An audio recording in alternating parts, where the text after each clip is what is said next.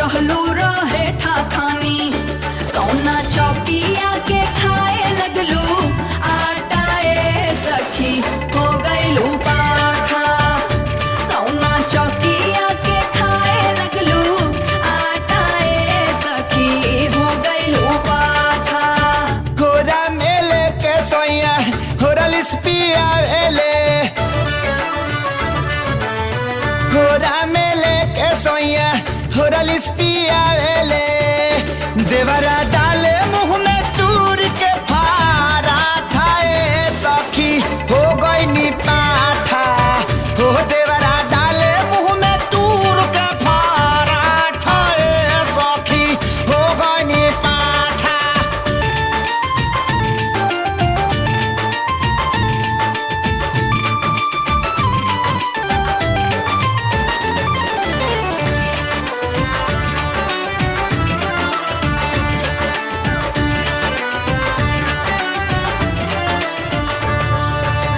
पहिले ता सांवर झांवर रहे तो हर रंगवा हो कौना की रीम से निखर गए अंगवा हो बोला अरे बोला बोला घामे न गइनी कबो दिने दुपहरिया में पंखा के हवा ले हनी बंदरे कोठरिया में घर में न हइनी खैनी यही से गोराइनी हो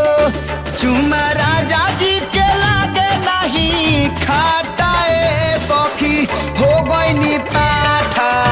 तह देवरा डाले मुंह में तूर के फारा खाए सखी हो गइनी पाठा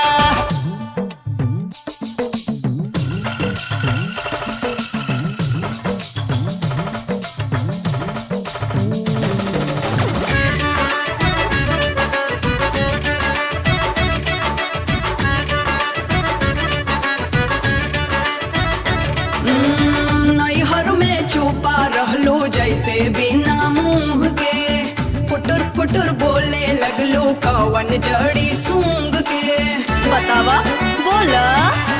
सेजिया पदाना पानी सब पहुँचावे हो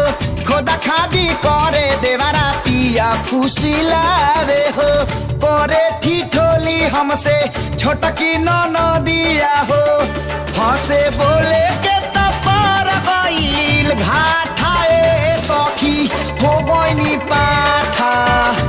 देवारा डाले मुंह में तूर के फारा खाए सखी हो गइनी पाठा